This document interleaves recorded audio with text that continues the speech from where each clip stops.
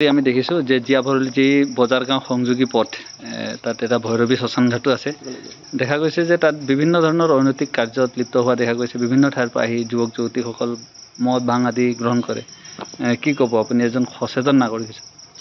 হয়, আমি দেখিছোঁ আমাৰ এই অঞ্চলটো আৰু বিশেষকৈ জীয়া ভৰলী নদী এটা ঐতিহাসিক ঠাই। এই ঐতিহাসিক ঠাইত বিগত সময়ত আমাৰ চুতীয়া সমষ্টিৰ মাননীয় বিধায়ক পদ্ম হাজৰিকাদেৱৰ তৎপৰতাত আৰু অসম চৰকাৰে বিশেষ এটা আঁচনিৰ জৰিয়তে এটা নদীৰ কাষতে এটা প্ৰায় 4 কিলোমিটাৰ জোৰা এটা ৰাস্তা বনাইছে।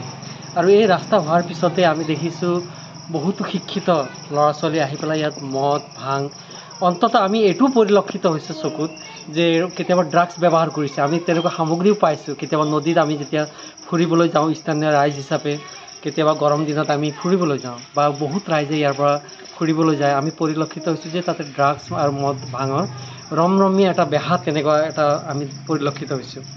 আৰু তাৰ লগতে আমাৰ যিটো 15 নং ৰাষ্ট্ৰীয় ঘাইপথ, এই বজাৰ সংযোগী পথত বহুতো ডেকা যুৱক যুৱতী বাইক ষ্টেণ্ড কৰি পেলাই একদম ষ্টাৰ্ণ আপ কৰি পেলাই তেওঁলোকে বহুত স্পীডত ইয়াৰ পৰা গুচি যায় নদীৰ কাষলৈকে।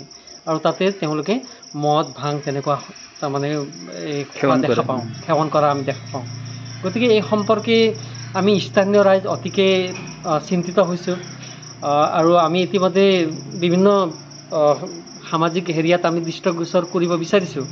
কিন্তু সদ্যহতে আমি এটা কথা নিশ্চিতভাৱে ক'ব বিচাৰোঁ যে অতি সোনকালে আমাৰ স্থানীয় যিটো প্ৰশাসন, যেনেকৈ পুলিচ প্ৰশাসন হওক, পুলিচ প্ৰশাসনে এই সম্পৰ্কত নজৰ দি পেলাই অতি সোনকালে ইয়াতে পহৰাৰ ব্যৱস্থা কৰে। সন্ধিয়া সময়ত অন্ততঃ টৌভঙা ব্ৰিজৰ পৰা যিটো সংযোগী যিটো হেৰি পথ আছে, নিৰ্মাণ যিটো ইতিমধ্যে কমপ্লিট হৈছে, এই পথটোত যাতে পহৰাৰ ব্যৱস্থা কৰে। অন্ততঃ 1 ঘণ্টা তেওঁলোকে পেট্ৰলিং ডিউটি কৰে। আমি দাবী জনাইছোঁ স্থানীয় সচেতন নাগৰিক হিচাপে।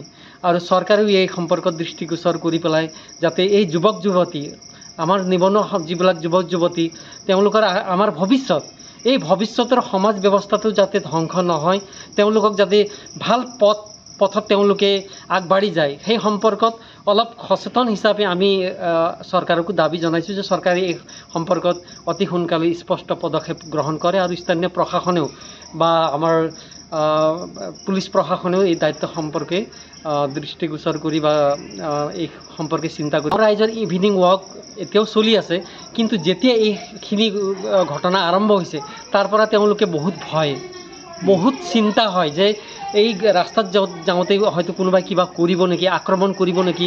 কেতিয়াবা মাৰপিটো হয়, আমি দেখা পাইছোঁ। কেতিয়াবা মাৰপিট শুনিবলৈ পাওঁ।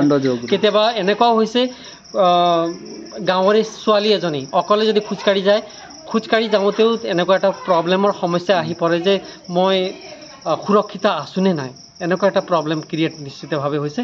গতিকে আমি দাবী জনাইছোঁ, আমি সচেতন নাগৰিক হিচাপে বা স্থানীয় যুৱক হিচাপে, যাতে অতি সোনকালে এই প্ৰশাসনে বা আমাৰ পুলিচ প্ৰশাসনে দায়িত্ব লৈ পেলাই এই সমস্যাটো যাতে অতি সোনকালে সমাধান কৰাৰ ব্যৱস্থা কৰে।